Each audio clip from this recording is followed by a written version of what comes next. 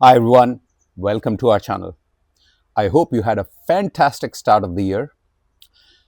Like we keep mentioning in many of our videos, we constantly monitor not just our financial portfolio but also keep tracking our retired life.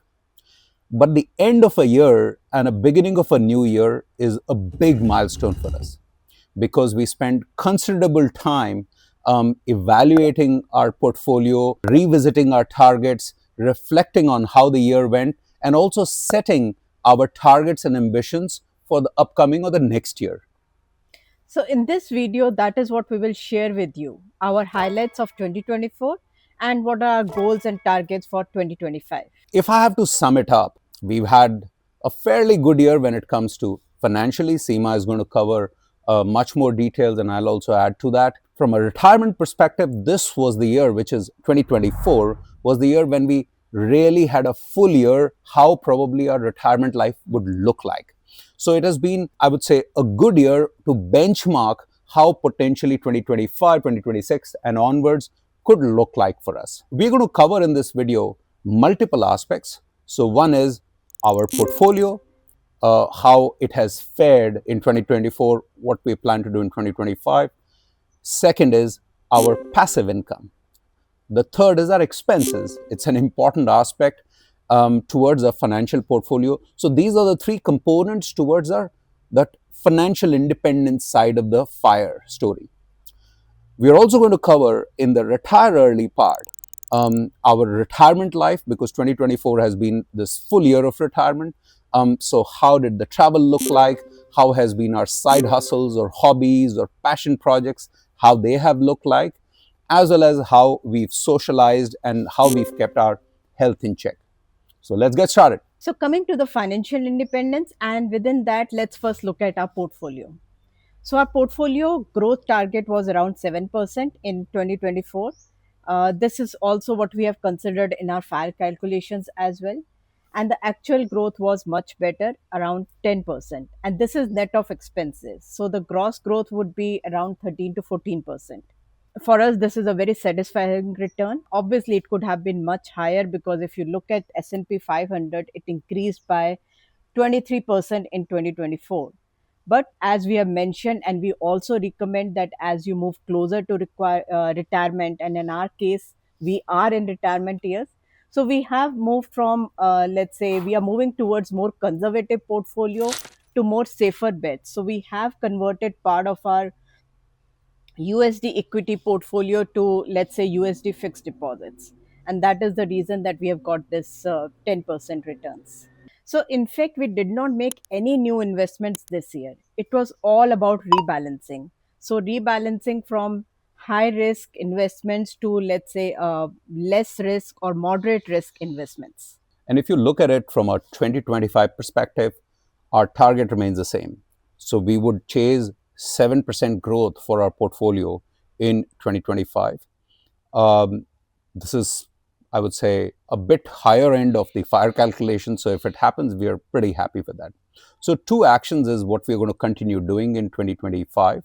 One is, like Seema said, rebalancing the portfolio. So basically, exiting out of some investments that probably give us comparatively less returns in terms of capital growth, but move towards more income generating returns because that's our ambition.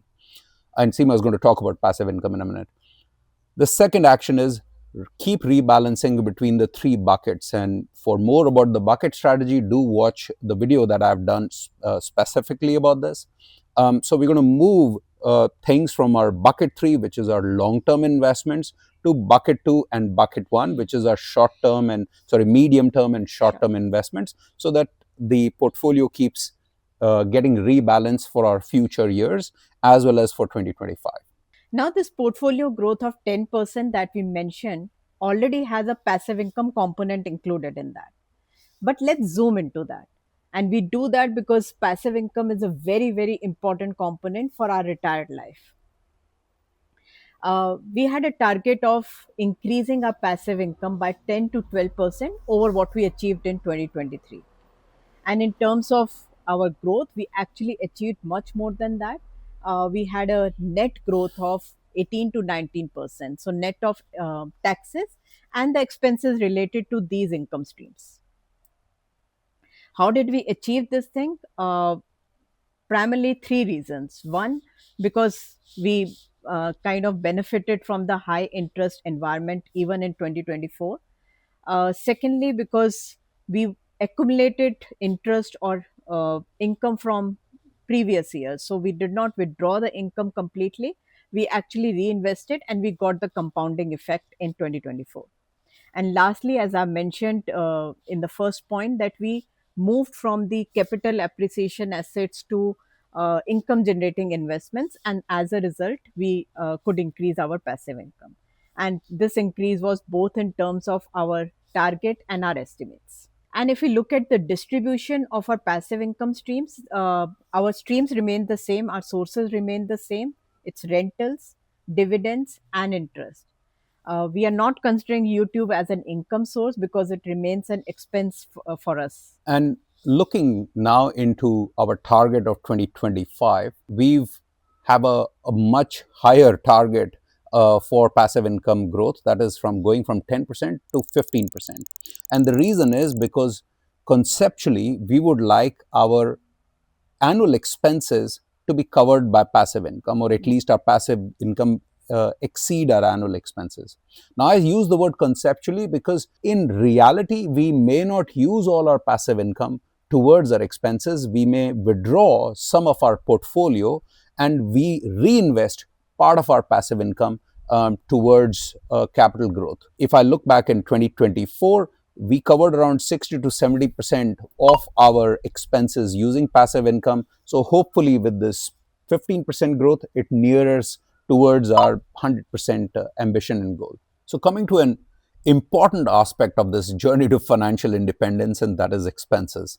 And that's not just on the financial independence side, even in the retire early part, it's an important aspect. Now, for the target for our expenses for 2024, what we did was we took our 2023 yearly expenses and we added 6% inflation to that.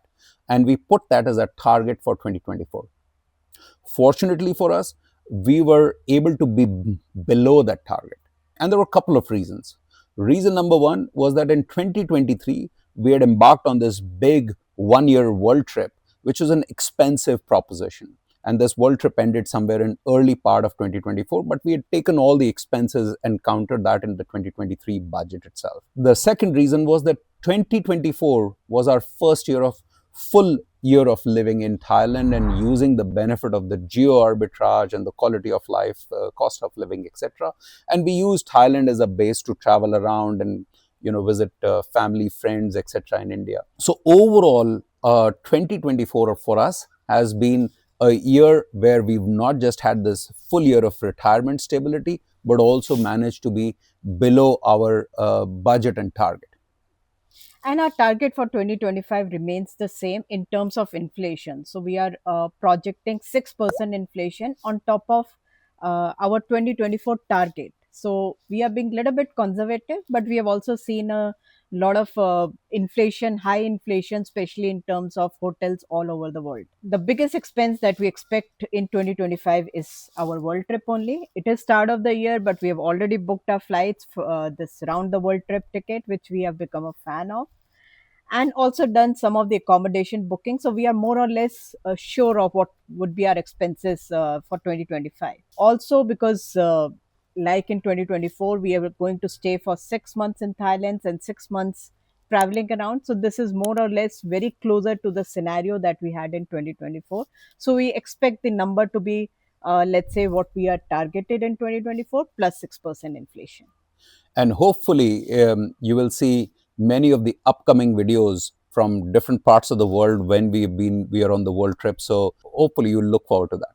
All right, so that is about the financial independence part, or the components that we track on the financial side. So now let's get into the components that we track on the retire early part. More interesting part. Absolutely. Because those are the things that we are looking forward to in the coming years, and we are very excited about that. So let's first start with the travel.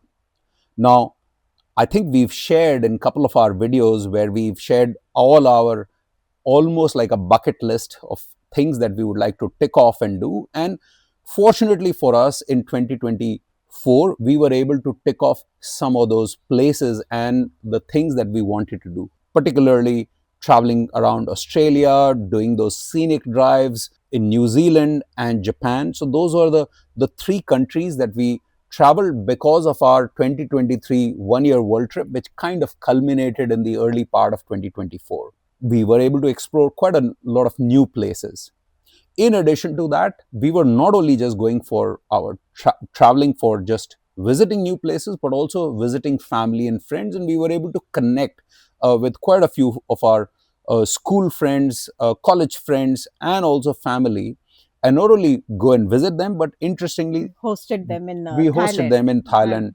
And not just hosted family and friends, interestingly, we also hosted a few folks from the channel who we made our new friends through that. Yeah, I think that is where the YouTube Huh. and the travel came together. That was the most interesting part. Absolutely. And hopefully this continues in future, that we keep meeting interesting people because of this channel. And that's a journey in itself that is worth talking about. 2025, the ambition remains the same, that we will be traveling, we would be pursuing all the things that we wanted to do on that list.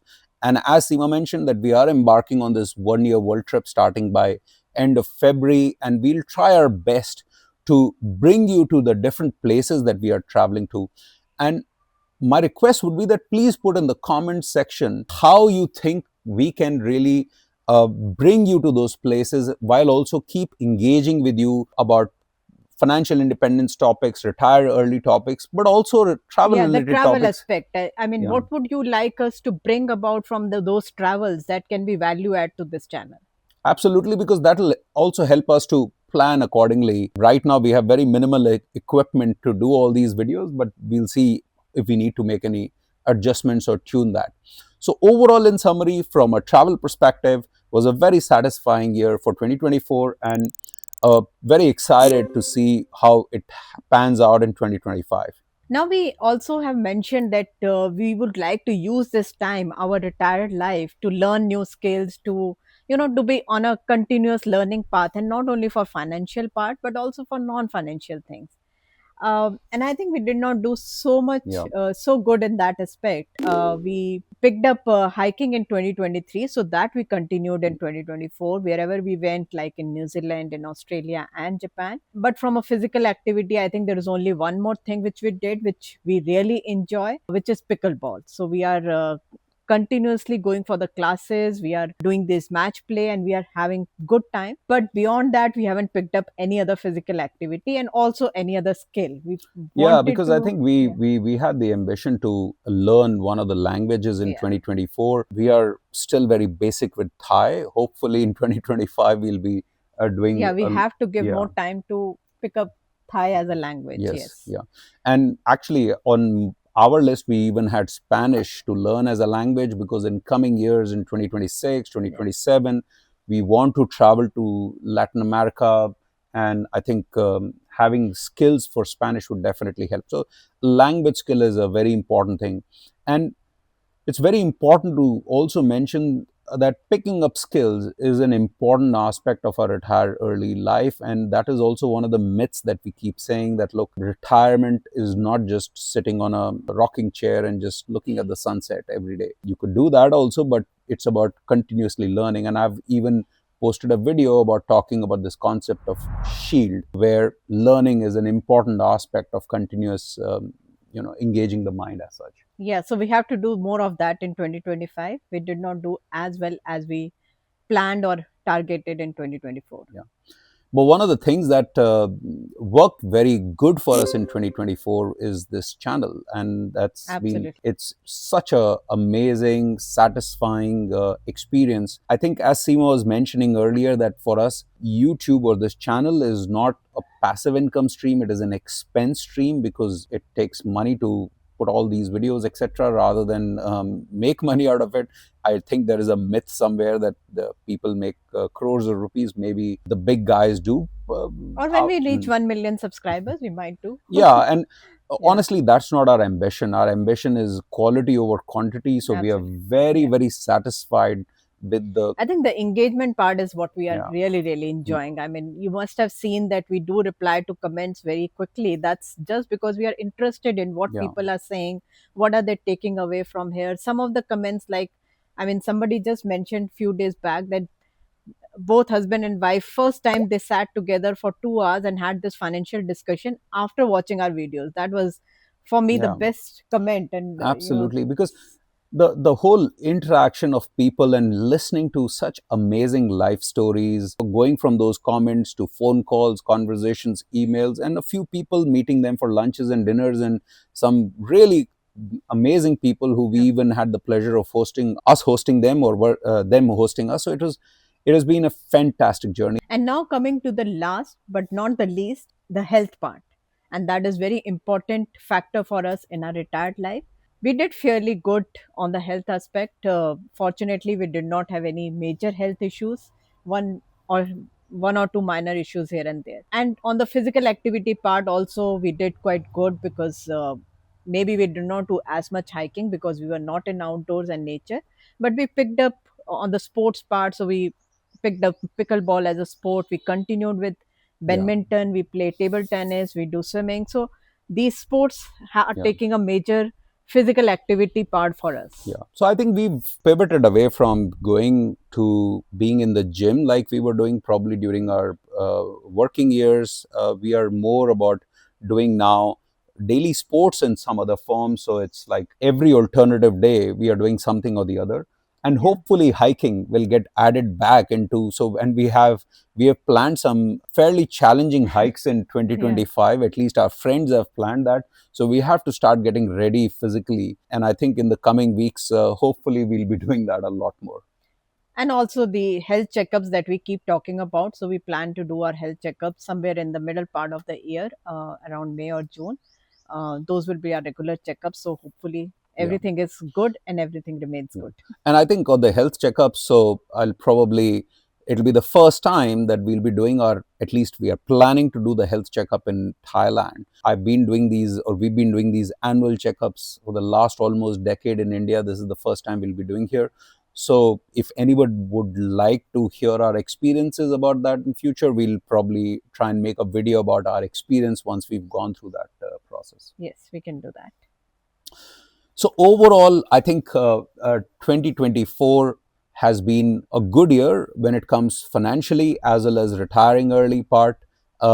So far, the two big questions that people have, and we had at least before we retired, was one was, will we run out of money?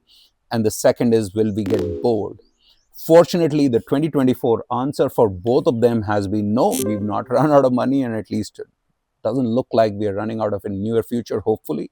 And bored, absolutely not. So hope you find this video useful. It gives you some new food for thought based on our experiences of doing such an evaluation and telling you how it goes. Yeah, and we really recommend that you should do this kind of evaluation because it takes 4 to 5 hours on an annual basis, but it's really open up your plans for the rest of the year. So as always, please do comment, like, subscribe, and reach out to us, and we'll try our best to respond back as soon as possible.